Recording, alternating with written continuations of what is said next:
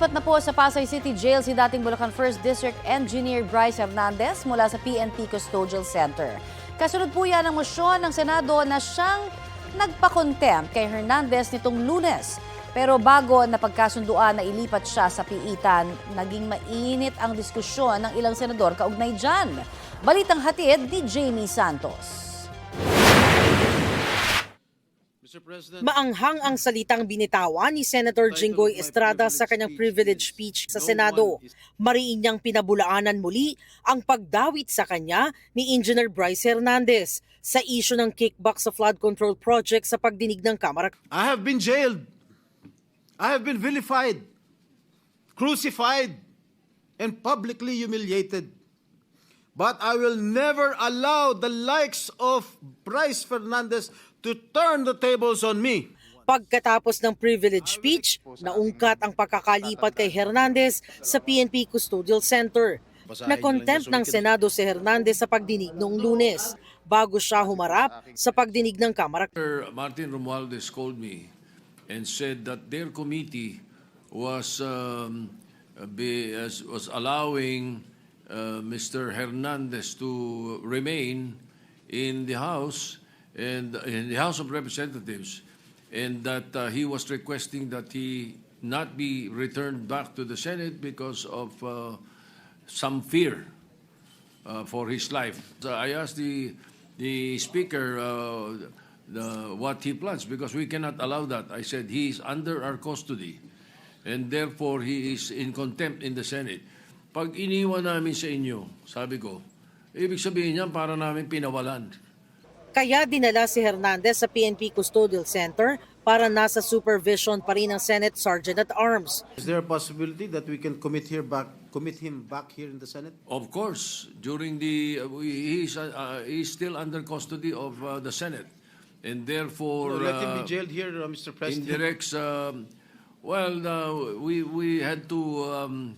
We had to give in to the request of the Speaker.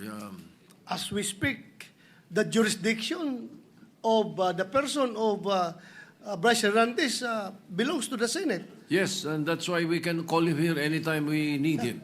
Tanong ni Senate Minority Leader Alan Peter Cayetano, bagamat nirerespeto raw niya ang desisyon ni Soto, ito ba ang bagong patakaran ng Senado? Because under the present rule, kung sino may jurisdiction, siya yung magde-decide. So, What we did was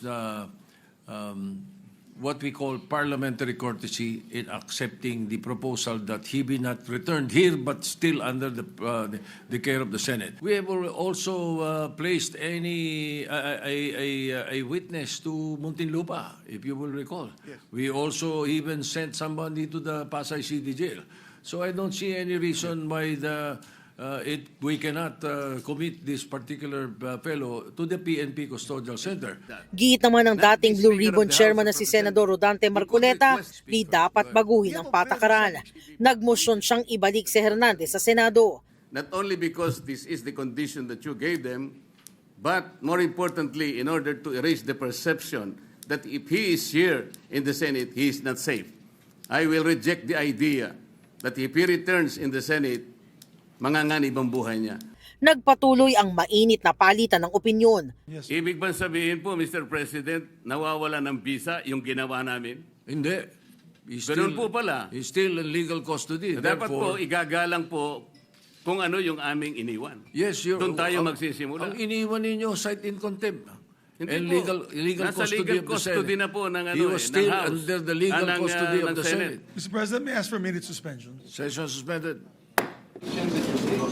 Sa huli, nagmosyon si Estrada na ilipat na si Hernandez sa Pasay City Jail na agad namang sinang-ayunan ni Majority Leader Senator Mig Zubiri.